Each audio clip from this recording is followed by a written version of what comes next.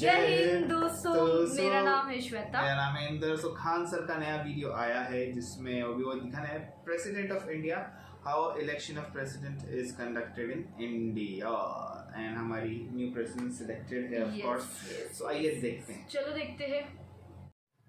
जय हिंद। देखिए 15वें राष्ट्रपति का चुनाव हो गया और उड़ीसा की आदिवासी समाज से आने वाली द्रौपदी मुर्मू जी हमारी 15वीं राष्ट्रपति बन गई हैं और इनका शपथ ग्रहण भी हो गया, सारी फॉर्मेलिटीज हो गई। हम लोग ये समझते हैं कि आखिर राष्ट्रपति का चुनाव कैसे होता है, इलेक्टोरल कॉलेज में कौन कौन वोट देता है, राष्ट्रपति उम्मीदवार बनने के लिए सबसे टफ योग्यता क्या होती है और एकल संक्रमणीय अनुपातिक पद्धति क्या होता है, इलेक्टोरल कॉलेज, ये सब के बारे में समझते हैं। देखिए हमारा देश जब बन रहा था, संविधान बन रही थी, तो भारत को रिपब्लिक न रख के ना ही गणराज्य रखा गया, दोनों कॉमन रखा गया। देखिए रिपब्लिक किसे कहते हैं, हिंदी में इसे हम लोग गणराज्य कहते हैं। गणराज्य उसे कहा जाता है जहां राष्ट्राध्यक्ष का चुनाव होता है। देखिए राष्ट्रपति हमारे देश के प्रमुख है, शासन के प्रमुख नहीं है। तो जहां कहीं पे राष्ट्राध्यक्ष का चुनाव होता है उसे हम लोग कहते हैं गणराज्य कहेंगे। तो हमारा देश जो है, हमारे राष्ट्राध्यक्ष राष्ट्रपति हैं और उनका चुनाव भी होता है, तो उस हिसाब से हम रिपब्लिक भी आ जाते हैं, गणराज्य आते हैं। लेकिन डेमोक्रेसी किसे कहते हैं, तो डेमोक्रेसी जो होता है जिसमें शासनाध्यक्ष का चुनाव होता है। शासनाध्यक्ष हमारे यहाँ प्रधानमंत्री है, तो हमारे यहाँ शासनाध्यक्ष का भी चुनाव होता है और हमारे यहाँ राष्ट्राध्यक्ष का भी चुनाव होता है। तो इस हिसाब से हम लोग हो गए डेमोक्रेटिव रिपब्लिक, मतलब हमारे यहाँ डेमोक्रेसी भी है और रिपब्लिक भी है, यानी लोकतंत्रात्मक गणराज्य है। गणराज्य इसलिए क्योंकि राष्ट्राध्यक्ष के रूप में बैठे राष्ट्रपति का चुनाव हो रहा है, और लोकतंत्र इसलिए क्योंकि शासनाध्यक्ष के रूप में बैठे प्रधानमंत्री का चुनाव हो रहा है। तो हम लोग लोकतंत्रात्मक गणराज्य होता है, डेमोक्रेटिव रिपब्लिक है। ये हमारी प्रस्तावना में भी मिलता है। हम भारत के लोग, देखिएगा, हम भारत के लोग भारत को एक संपूर्ण प्रभुत्व संपन्न समाजवादी पंथ निरपेक्ष एवं लोकतंत्रात्मक गणराज्य बनाने के लिए, यानी हम लोकतंत्र और गणराज्य दोनों में, डेमोक्रेटिव रिपब्लिक, यानी हमारे यहाँ राष्ट्रपति का चुनाव होगा। अब ये राष्ट्रपति के चुनाव में कौन उम्मीदवार खड़ा होगा इसका डिसाइड करना जरूरी है। तो संसद के 3 अंग होते हैं, लोकसभा, राज्यसभा और राष्ट्रपति। राष्ट्रपति संसद का एक अंग है। तो कहेगा संसद के सदन कितने होते हैं, तो 2 सदन, लोकसभा और राज्यसभा। लेकिन अंग कितने होते हैं, तो 3 अंग हो जाते हैं। तो उसी में एक अंग का चुनाव, सभी अंगों का चुनाव होता है, लोकसभा का चुनाव होता है, राज्यसभा का चुनाव होता है, तो राष्ट्रपति का भी चुनाव होता है। 5 सालों पर राष्ट्रपति का चुनाव होता है। राष्ट्रपति की उम्मीदवार जो कोई भी खड़ा हो सकता है, उसको कुछ शर्तों का पालन करना पड़ता है। वो भारत का नागरिक होना चाहिए, 35 साल आयु होना चाहिए, इस शर्त को तो कोई इजीली पार कर सकता है। पागल नहीं होना चाहिए, दिवालिया भी नहीं होना चाहिए। दिवालिया उसे कहते हैं कि जो इतना कर्जा ले लिया है और अपने इनकम से ज्यादा कर्जा ले चुका है, चुका ही नहीं पा रहा है, जैसे विजय माल्या, नीरव मोदी, मेहुल चौकसी, ये लोग दिवालिया हो चुके हैं। ऐसे लोग राष्ट्रपति के चुनाव नहीं लड़ सकते, क्योंकि अगर ये जीत गए ना तो सबसे पहले अपना कर्जा उतारेंगे देश के पैसा से। तो दिवालिया नहीं होना चाहिए, लाभ के पद पर नहीं होना चाहिए। सरकारी नौकरी जो होता है ना, वो लाभ का पद होता है। जैसे आप देखेंगे कोई राज्यपाल है, वो लाभ का पद नहीं है, नेता लाभ का पद नहीं है, मंत्री लाभ का पद नहीं। संविधान के हिसाब से ये जनता के सेवक है। सरकारी नौकरी में रहेंगे ना तो लाभ का पद हो जाएगा, तो लाभ के पद पर नहीं होना चाहिए। तो ये सब नॉर्मल योग्यताएं हैं, ये किसी के पास हो जाती है। सबसे टफ जो योग्यता होती है वो 50 प्रस्तावक होने चाहिए और 50 अनुमोदक होने चाहिए। प्रस्तावक और अनुमोदक मतलब होना चाहिए कि जो व्यक्ति खड़ा होना चाह रहा है कि हाँ हम राष्ट्रपति के चुनाव में लड़ना चाहते हैं, जैसे इस बार यशवंत सिन्हा जी थे और द्रौपदी मुर्मू जी थे, तो उनके लिए संसद के किसी भी सदन से, चाहे वो लोकसभा हो चाहे वो राज्यसभा हो, 50 ऐसे लोगों की जरूरत है जो इनका प्रस्ताव आगे ले जाएं कि हम चाहते हैं कि यह व्यक्ति चुनाव में खड़ा हो। डायरेक्ट वो नहीं जानना चाहेगा कि हम चाहते हैं चुनाव लड़े। 50 प्रस्तावक होना चाहिए। हो सकता है कि 20 ठो प्रस्तावक लोकसभा से, 30 ठो का जुगाड़ वो राज्यसभा से कर ले, या कुछ इसमें से कुछ उसमें से करके उसे टोटल 50 प्रस्तावक चाहिए। जब 50 प्रस्तावक हो जाएंगे तो उस 50 के समर्थन में अलग से 50 अनुमोदक होना चाहिए कि हाँ यह व्यक्ति के साथ हम खड़े हैं, यह जिसे चाहता है कि नहीं ये भी व्यक्ति चुनाव लड़े, हम फेवर में हैं। तो यानी ओवरऑल आपका 100 सांसदों से अच्छा संबंध होना चाहिए, तब ना आपका 50 ठो प्रस्तावक आएगा और इसके अलावे अन्य 50 ठो अनुमोदक होंगे। वो आप कहीं से ला सकते हैं, चाहे वो लोकसभा से ला सकते हैं या राज्यसभा से ला सकते हैं। कोई जरूरी नहीं है कि 50 यहीं से, हो सकता है आपका 50 लोकसभा से प्रस्तावक हो जाए, 50 राज्यसभा से अनुमोदक हो जाए। यानी नाम का प्रस्ताव दे 50 और उस नाम में सहमति यानी अनुमोदन दे 50, ये इतना टफ हो जाता है कि यहीं पर एक कॉमन आदमी चुनाव नहीं लड़ पाता है, क्योंकि 100 सांसद आपके नाम का प्रस्ताव देंगे, इसका मतलब आप बहुत बड़े पॉलिटिशियन होने चाहिए। और दोनों लोग बहुत बड़े पॉलिटिशियन हैं भी, इनका मतलब ये जमीन से एकदम जुड़ी हुई आदिवासी समाज से राज्यपाल रही थी, और ये तो अटल बिहारी वाजपेयी के समय पर तो मंत्री भी रहते हैं यशवंत सिन्हा जी। तो दोनों लोग का नो डाउट बैकग्राउंड तो पॉलिटिकल ही रहा है। अब इनको वोट कौन कौन देगा यहाँ ये डिसाइड करते हैं इलेक्टोरल कॉलेज। हम लोग राष्ट्रपति के चुनाव में वोट नहीं डाल सकते, क्योंकि राष्ट्रपति का चुनाव इनडायरेक्टली होता है, अप्रत्यक्ष रूप से, यानी हमारे द्वारा चुने गए लोग ही वोट डालते हैं। तो पहले हम ये समझ जाते हैं कि राज्यों से कौन कौन वोट डालेगा, फिर केंद्र में चलेंगे।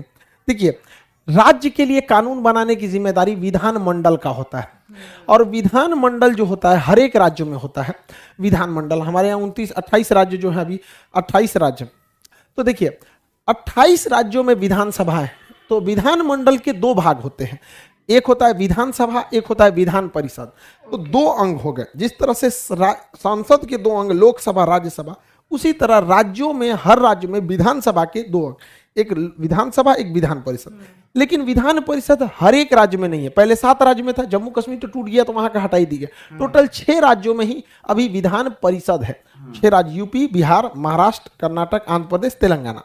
तो वो 6 राज्यों में विधान परिषद है। बाकी राज्यों में केवल और केवल विधानसभा होती है।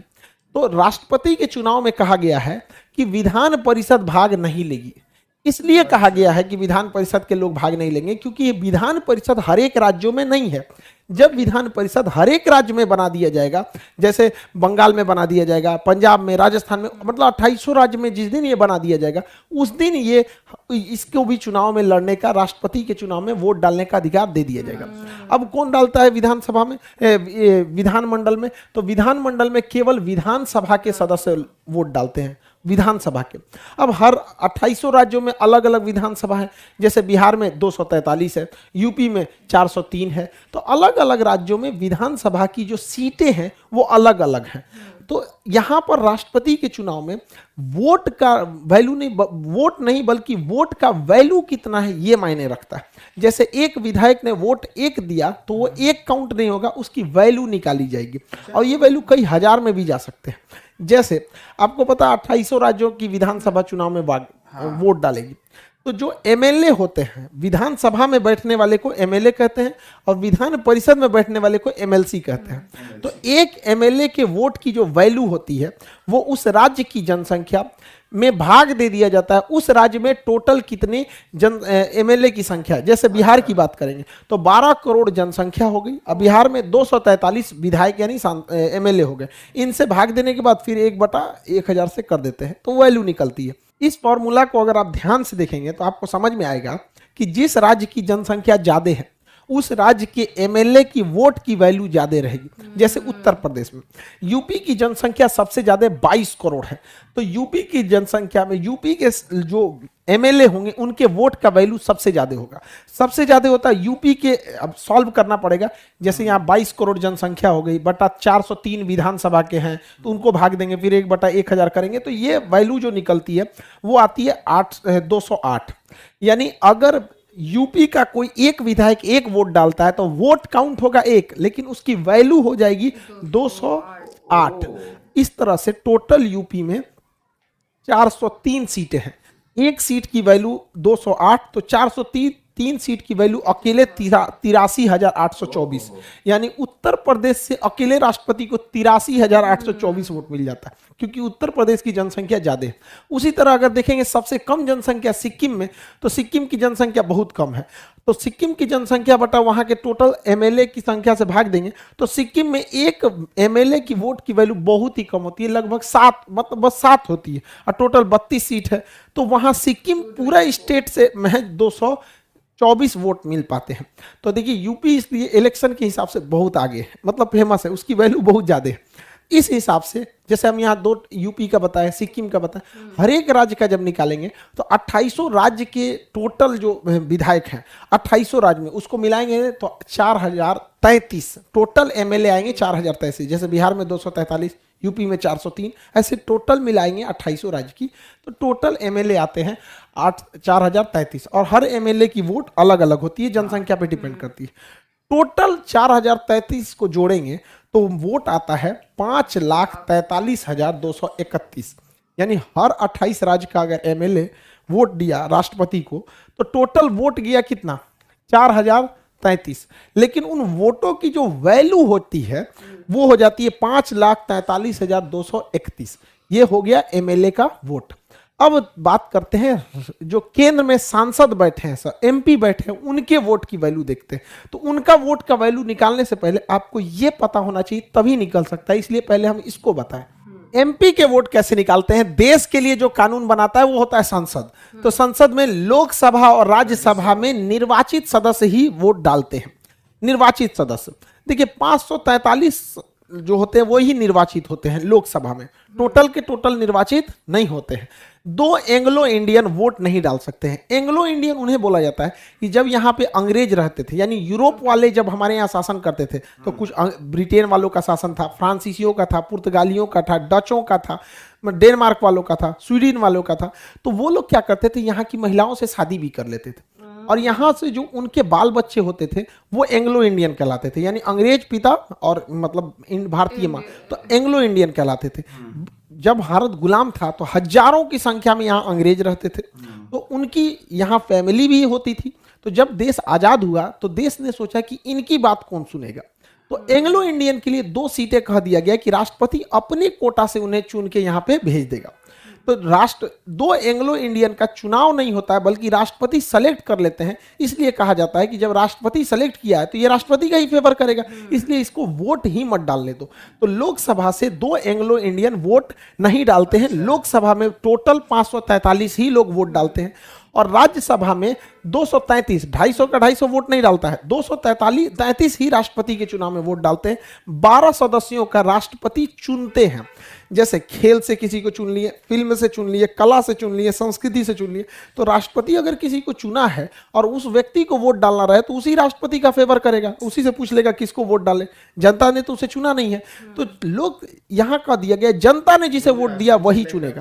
तो संसद के 2 सदन, लोकसभा और राज्यसभा। तो लोकसभा से टोटल 543 लोग वोट डालेंगे और राज्यसभा से 233 लोग डालेंगे। यानी टोटल संसद से बात करेंगे तो 776 वोट होता है और टोटल राज्यों की विधानसभा को मिलाएंगे तो 4033 होता है। तो यानी इतने लोग वोट डालेंगे, इनकी वैल्यू निकाला जाए। तो देखिए ध्यान से इसको समझिएगा। एक एमपी के वोट की जो वैल्यू होती है, एमपी के वोट की वैल्यू जो होती है, ये टोटल एमएलए की वैल्यू, टोटल एमएलए की वैल्यू कितनी आई है, 5,43,231। तो टोटल एमएलए की वैल्यू बटा टोटल एमपी, टोटल एमपी कितने हुए, 776। यानी टोटल एमएलए 5,43,231 बटे 776। जब इसको भाग देते हैं तो एक एमएलए की वोट 700 आती है, एक एमपी की वोट 700 आती है। इसको जब भाग देते हैं तो अब देखिए एक एमपी की वोट 700 और टोटल राज्यसभा लोकसभा मिला के टोटल एमपी कितने वोट डालने जा रहे हैं, 776। तो 700 गुणे 776 करेंगे तो ये भी आता है 5,43,200। यानी टोटल एमपीओ की वोट की वैल्यू भी 5,43,200 और टोटल राज्यों के एमएलए को भी मिलाया जाएगा तो 5,43,231। यानी ये वाला थोड़ा 31 को वैल्यू ज्यादा आ रही है, वो तो वैल्यू है बजट। तो यानी आप समझ गए कि सांसदों की टोटल वैल्यू बराबर राज्य, हर एक राज्यों के एमएलए के वैल्यू को मिला देंगे तो बराबर आ रहा है। यानी अकेले संसद भवन 28 राज्यों के विधानसभा से बराबर वैल्यू रखती है। तो देखिए यहाँ पे 5,43,200 और 5,43,231। तो 31 है तो वैल्यू में ज्यादा है थोड़ा सा, ये दोनों बराबर हो गए। यानी अगर राष्ट्रपति के वोट में टोटल कहा जाएगा कितने लोग चुनाव वोट डालते हैं तो विधानमंडल से 28 राज्य का मिला के 4,033 और संसद में 776, दोनों को जोड़ देंगे तो 4,809। यानी राष्ट्रपति के चुनाव में टोटल कितने लोग भाग लेते हैं तो 4,809 लोग भाग लेते हैं। और इन 4,809 लोगों ने जो भाग लिया, यानी जो एमएलए और एमपी ने भाग लिया, वोट डाला, इनके टोटल वोट की वैल्यू कितनी होती है, तो वह वैल्यू होती है 10,86,431। 10,86,431 ये टोटल वैल्यू। यानी राष्ट्रपति के चुनाव में अगर किसी का वोट बर्बाद ना हो, इन्ने उन्हें नहीं मारे, तो टोटल इतना ही वोट आता है। इसी को कहते हैं राष्ट्रपति का इलेक्टोरल कॉलेज। यानी वोट डालने वालों की संख्या ज्यादा नहीं है, सांसदों की संख्या 776 और टोटल एमएलए की संख्या 4033 यानी 4809। बट इन 4809 की टोटल वैल्यू जो हो गई वो 10,86,431 हो गई। अब आगे समझते हैं कि अब ये लोग अपना वोट डालते कैसे हैं, आनुपातिक पद्धति से कैसे डाला जाता है वोट। राष्ट्रपति के चुनाव अभी भी पर्ची पे होता है, ईवीएम मशीन पे पर्ची के सिस्टम से होता है और यहाँ पर ए सिंगल वोट नहीं दिया जाता है। जैसे अगर किसी गांव में 3 गो मुखिया है, हम सोचेंगे इनको भी वोट दे दे, इनको भी वोट दे दे, इनको दे, तो किसी को वोट नहीं जाएगा, वोटे बोगस हो जाएगा। बट राष्ट्रपति के चुनाव में ऐसा नहीं होता है। राष्ट्रपति के चुनाव में प्रिफरेबल वोट दिया जाता है, समानुपातिक पद्धति होती है। समानुपातिक पद्धति, समानुपातिक मतलब हमें सबको वोट देना है, जो जो चुनाव में खड़ा है हमको सबको वोट देना है। लेकिन जिस वोट को हम लोग देते हैं वो तो सिंगल वोट होता है, सिंगल, एक बार दीजिए बस किसी एक को, प्रोपोर्शनल वैल्यू नहीं दे सकते। जैसे हमारा मन किया कि 3 आदमी यहाँ चुनाव में खड़ा है, एक आदमी का नाम है राष्ट्रपति के चुनाव में ए, दूसरे का नाम है बी, तीसरे का नाम है सी, मान के चलिए। अब हम लोग को जो वोट देना है, यानी जो एमपी और एमएलए को वोट देना, आपको पता है इलेक्टोरल कॉलेज में कौन कौन वोट दे। इलेक्टोरल कॉलेज मतलब यार इन्हीं को इलेक्टोरल कॉलेज कहते हैं। 4033 ये 776 ये, इन्हीं को मिला देते तो इन्हीं को इलेक्टोरल कॉलेज कहते हैं। तो इन्हीं लोग को वोट डालना है। तो ये लोग ना सीक्वेंस में देते हैं, सबसे अच्छा कौन लगा, तो सपोज कीजिए किसी को सबसे अच्छा लगा ये, और 2 नंबर पे कहा कि ना बी वाला हमको ठीक नहीं लगता, इसको हम पसंद नहीं करते, हम 2 नंबर पे इनको रखेंगे। और 3 नंबर पे हम कहेंगे मजबूरी है कि सबको वोट देना ही है, तो चल भैया तुमको हम सबसे लास्ट कर दिए। यानी हम अपनी वरीयता क्रम में राष्ट्रपति उम्मीदवार जितने भी खड़े हुए हैं, जैसे इस बार 2 ही खड़े हुए थे, तो सपोज कीजिए 3 खड़े होते, तो हमको जितने लोग खड़े हैं सबको उनके वरीयता क्रम में वोट डालते जाना है।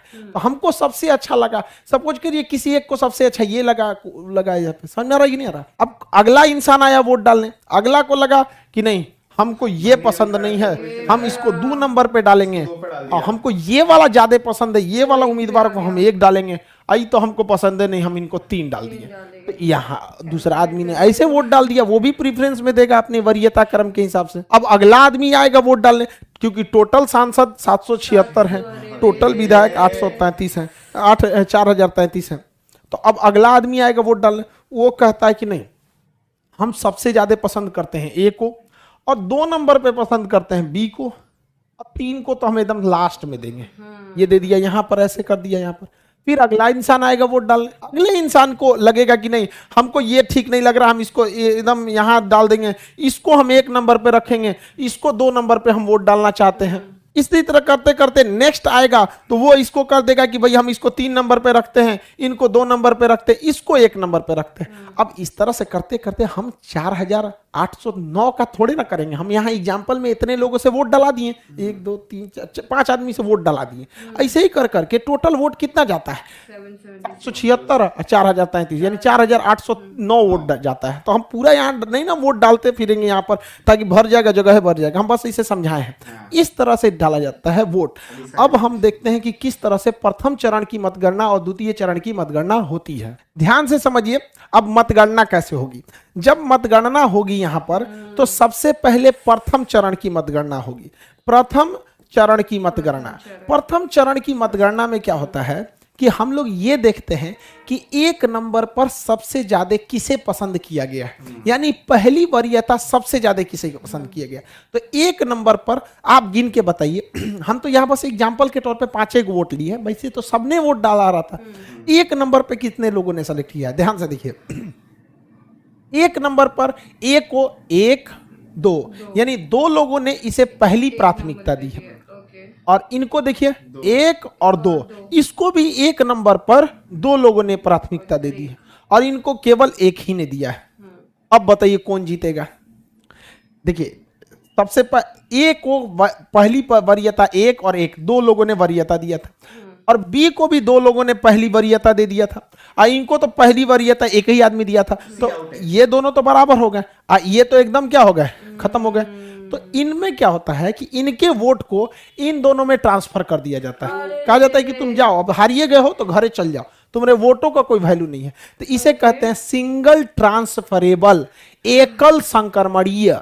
तो ये हो गया एकल संक्रमणीय गिनने का तरीका। और अनुपातिक पद्धति मतलब हो गया हम सबको उनके अनुपात में वोट डालेंगे। तो राष्ट्रपति का चुनाव एकल संक्रमणीय, यानी जो कम वोट पाया है उसका वोट बाकियों को दे दिया जाता है कि भाई तुम जाइए रहो तो हमेशा के लिए जाओ, और तुम जीत रहे हो तो अच्छा से जीतो। और अनुपातिक पद्धति का मतलब होता है कि अनुपात में वोट डालना है, समझ में आ गया कि नहीं। अब ये बताइए, पहली चरण की मतगणना में तो कोई जीता ही नहीं, दोनों बराबर हो गए। अब बताइए ए जीतेगा कि बी। तब यहां होता है द्वितीय चरण की मतगणना। द्वितीय चरण की जब मतगणना होगी तो हम लोग अब देखेंगे कि द्वितीय वरीयता किसको ज्यादा मिला है, क्योंकि प्रथम वरीयता में तो दोनों को बराबर बराबर मिला, द्वितीय वरीयता किसको ज्यादा मिला है। तो 2 नंबर पर इनको एक आदमी ने पसंद किया है, 2 नंबर पर एक आदमी ने यहां पर पसंद किया है, तो यहां लिखेंगे एक। और कोई इनको 2 नंबर पर रखा है नहीं, ये तो खत्म ही हो गए। इनको 2 नंबर पे कितने लोगों ने रखा है, 1 और 2, यानी इनको 2। इस हिसाब से विजेता हो गए 2 नंबर, यानी बी वाला व्यक्ति विजेता हो गया। और यह बी जो विजेता हुआ है वो प्रथम चरण में नहीं हुआ है, वह द्वितीय चरण में हुआ है। तो जब कभी भी प्रथम चरण में वोट बराबर हो जाते हैं तब द्वितीय चरण की मतगणना आती है। यह नौबत आया था बीवी गिरी के समय। तो बीवी गिरी जो चुनाव जीते थे वो द्वितीय चरण की मतगणना में जीते थे। तो राष्ट्रपति का जो चुनाव होता है वो अप्रत्यक्ष होता है, हम लोग वोट नहीं डालते हैं, बल्कि हमारे द्वारा चुने गए एमपी और हमारे द्वारा चुने गए एमएलए वोट डालते हैं। तो राष्ट्रपति का चुनाव अप्रत्यक्ष रूप से एकल संक्रमणीय पद्धति द्वारा अनुपातिक प्रणाली में किया जाता है। तो इस प्रोसेस से राष्ट्रपति का चुनाव होता है। 15वें राष्ट्रपति के चुनाव में द्रौपदी मुर्मू जी को 6,76,803 वोट मिले हैं। और वहीं इनके जो प्रतिद्वंदी थे यशवंत सिन्हा जी, इनको 3,80,177 वोट मिले हैं। यानी अगर परसेंटेज में बात करें तो 64% वोट मिले हैं द्रौपदी मुर्मू जी को और लगभग 36% वोट मिला है यशवंत सिन्हा जी को। इस प्रकार एक भारी अंतर से द्रौपदी मुर्मू जी चुनाव जीत गई। ये एक आदिवासी समाज से आती है और ये आदिवासियों के लिए शुरू से बहुत कुछ की है। ये एक बहुत ही मतलब लोअर फैमिली से आती थी। इनके समाज, इनकी फैमिली में यही पहली मतलब महिला थी जो आगे जाके हायर एजुकेशन की थी। और ये काफ़ी दूर इन्हें स्कूल से जाना पड़ता था। कई बार ये अपने राजनीतिक करियर में आदिवासियों के लिए बहुत सारे आवाज़ों को उठाए हैं। ये रामनाथ कोविंद जी का जगह लेंगे। लेकिन किसी भी समाज का भला केवल एक व्यक्ति से नहीं हो सकता जब तक वो पूरा समाज नहीं पढ़ेगा। हमारे रामनाथ कोविंद जी दलित समाज से आते थे, 5 साल राष्ट्रपति रहे। दलित समाज में बहुत ज्यादा उत्थान देखने को नहीं मिला। वैसे ही हमारे आदिवासी समाज से आती हैं द्रौपदी मुर्मू जी। तो ऐसा नहीं है कि बहुत ज्यादा परिवर्तन देखने को मिल जाएगा। जब तक कोई भी समाज खुद शिक्षित नहीं होगा तब तक कुछ नहीं हो सकता है। हर समाज को यह सोचना पड़ेगा कि किसी एक राष्ट्रपति, या हालांकि राष्ट्रपति के पास बहुत पावर नहीं होता है, वो संविधान से बंधा होता है। ये क्लास जब हम पॉलिटी का क्लास ले रहे थे तो कंप्लीट पढ़ा दिए हैं। राष्ट्रपति का टॉपिक तो हम लगभग 12 क्लास लगते हैं राष्ट्रपति का टॉपिक को कंप्लीट समझाते हुए, कि उसके क्षमादान शक्ति क्या है, राजनीतिक शक्तियां क्या है, कार्यपालिका शक्ति क्या है, विधायिका शक्ति, कानूनी शक्ति, सैन्य शक्तियां, ये सब क्या होती। लेकिन राष्ट्रपति जो भी है वो एक बंधा हुआ है मंत्रिमंडल से, कि राष्ट्रपति को जो काम डिसीजन लेना है वो मंत्रिमंडल के सलाह से ही लेगा। लेकिन हाँ, ये है कि महिलाओं का सशक्तिकरण एक संकेत तो जाता है कि नहीं, हम आपके साथ खड़े हैं, आप भी आगे बढ़िए। तो ये पूरे देश को सोचना चाहिए कि अगर आपको आगे बढ़ना है तो शिक्षा से आपको दूर नहीं जा सकते। तो पढ़ाई लिखाई बहुत ज्यादा जरूरी है किसी भी समाज के लिए। और आप लोग के लिए जो भी बैचेस थे, अभी लाइन से बैचेज आ गए हैं। सुबह 9 बजे ज्योग्राफी, 10 बजे वर्ल्ड मैप, दोनों को मिला के पढ़ना बेहद जरूरी है, क्योंकि आप लोग का बिना ज्योग्राफी और मैप छोड़ दीजिएगा तो एक बहुत बड़ा हिस्सा जीएस का छूट जाता है। तो अब ये बैच इनरोल हैं। और शाम को 5 बजे केमिस्ट्री है। तो ये 3 बैच एकदम आप लोग के लिए अवेलेबल है, एकदम इजी प्राइस पे। 200 से 300 प्राइस रहता है यहाँ पर। इससे कम प्राइस पे तो डाटा नहीं मिल पाता है। ये 6 महीने 5 महीने के कोर्स रहते हैं, इतने लंबे कोर्स को। तो इसको आप लोग खान सर ऑफिशियल एप्लीकेशन से डाउनलोड कर लेंगे, लिंक डिस्क्रिप्शन में मिल जाएगा। और ये क्लासेस को रेगुलर कर लेंगे। हम फिर बताते हैं कि ये क्लास को मतलब सीटें लिमिटेड रहती हैं, इसलिए हम लोग डेडिकेटेड बता भी नहीं पाते, क्योंकि क्लासेस बहुत लंबा लेना रहता है, डेली क्लासेज रहते हैं, इसलिए वीडियोस थोड़ा सा लेट हो गया था। बट इस बार बहुत लेट हो गया था, इतना लेट नहीं होगा, लेकिन कुछ क्लासेस ज़्यादा थे, इस वजह से ज़्यादा लेट हो गया। आई होप आप राष्ट्रपति के कॉम्प्लिकेटेड टॉपिक को पढ़े होंगे। हालांकि पॉलिटी के क्लास में बहुत डिटेल से राष्ट्रपति का पूरा टोटल 12 घंटे का क्लास होता है। नहीं बताइए 12 घंटे के चीज़ को हम लोग मतलब छोटे से क्लास में कितना समझा सकता है। खैर अब हम लोग मिलेंगे ज्योग्राफी के क्लास में। इसमें geography, topography, astronomy, geology, geomorphology, climatology सारे चीज इसमें कवर कर दिए जाएंगे। वर्ल्ड मैप में थेमेटिकल, पॉलिटिकल और ग्लोब तीनों इसमें कवर हो जाएगा। और केमिस्ट्री में ऑर्गेनिक, इनऑर्गेनिक जितना मतलब आप पता है। अभी सामने रेलवे के एग्जाम्स हैं और जो भी अभी कमीशन वाले हैं उस सब में ये सारी चीज़ों को बहुत इंपॉर्टेंस है। आई होप आप इसे समझे होंगे। मिलेंगे नेक्स्ट क्लास में। जय हिंद। अरे बाप रे So, you know, पर्सनली मुझे क्या लग रहा है यूजुअली हम बस यूजुअली वोट दे के हम चले जाते हैं। अब इतना मतलब बोलते हैं ना सब बैक एंड में इतना काम रहता है। इलेक्शंस एक्चुअली कितना बोलते हैं ना, अभी जो कैलकुलेशन बताया ये वो भाई मेरे को तो एक चीज नहीं समझ रही, ये जो बंदा कैलकुलेशन सब करता होगा मतलब कितना अलर्ट रहना पड़ता होगा ना। थोड़ी सी मिस्टेक्स, थोड़ी सी ऊपर से मिस्टेक एक्चुअली हां ईवीएम भी नहीं है, इट्स बैलेट बॉक्स पे या थोड़ी सी मिस्टेक है ना भाई। मतलब ऐसे वो वेल क्वालिफाइड लोग थे कि इतना भी वैसे तो country I know election that. Handle करते हैं तो ये तो प्रेसिडेंट इलेक्शन बट फिर भी मतलब लाइक बोलते हैं ना ऐसा। बट गुड, बहुत अच्छा लगा यार, बहुत अच्छा बहुत नॉलेज मिला। खान सर का एक चैनल का वही है कि हमें ना बहुत सारी चीजें हमारे मतलब देश में होती है लेकिन हमें पता नहीं होता, बट कैसे होती है, क्या होती है, और नहीं आता है तो कोई प्रॉब्लम नहीं होती, शर्म नहीं आती है उसमें। ज्ञान लिया ना एट लास्ट कि मालूम पड़ा चलो ऐसा नहीं। एक्चुअली लाइक मुझे नहीं पता था, आई डोंट नो अबाउट। जैसे कुछ कई वीडियोस में बोलता मेरे को मालूम था, इसमें बोलता नहीं मालूम था मेरे को। यार मैं प्रीटी श्योर बहुत लोग को मेरे आसपास काफी लोगों को नहीं मालूम होता है कि ऐसा बैकग्राउंड में काम होता है ये वो। लोकसभा, राज्यसभा वो मालूम है, लोकसभा राज्यसभा, लेकिन वो कैलकुलेशन जो बोलते ना वो multiply plus oh shit like okay बहुत अच्छा लगा है। इनके वीडियो के माध्यम से बहुत लोग को ज्ञान मिलेगा, बहुत लोग को नॉलेज है कि एक्चुअल में कि वो काउंटिंग और इलेक्शन कैसे हेल्ड होते हैं, क्या होता है। तो बहुत अच्छा नॉलेजेबल वीडियो था। तो ये बोलते हैं ना एंटरटेनमेंट और बोलते हैं नॉलेज का नॉलेज हो जाता है, क्योंकि वो जो प्रेजेंट भी करते हैं ना बहुत अच्छे से करते हैं। तो यूजुअली देखो पॉलिटिक्स और हिस्ट्री जैसा ना बोरिंग सब्जेक्ट्स होते हैं मेरे को तो मैं पॉलिटिक्स तो मुझे कुछ भी नहीं पता, लाइक नेवर। लाइक न्यूज भी चलती रहती है ना तो मैं ओके ठीक है मैं ऐसी हूँ, मेरे को इतना नहीं पता but it's good, it's very good, बहुत सही, बहुत सही। थैंक यू खान सर, बहुत अच्छी इन्फॉर्मेशन और बहुत अच्छे से हमें समझाने के लिए और ऐसी लाते रही वीडियो। एक्चुअली इन्होंने जैसे बोला बहुत लेट हो गया था, लेकिन चलो कोई बात नहीं, आपको भी बहुत सारे बैचेस रहते, बहुत काम रहता ना उतना स्टूडेंट्स। गाइस अगर आपने उनके चैनल को सब्सक्राइब नहीं किया तो जाके करिए, क्योंकि बहुत सारी नॉलेज मिलेगी और तुम्हारी एग्जाम्स में बाहर की हर चीज की नॉलेज मिलेगी। एग्जाम में भी तुमको बहुत सारा मतलब बोलते हैं ना आंसर्स मिल जाएगा एंड ऑल ऐसा। सो गाइस ख्याल रखिए, जय हिंद। जय हिंद।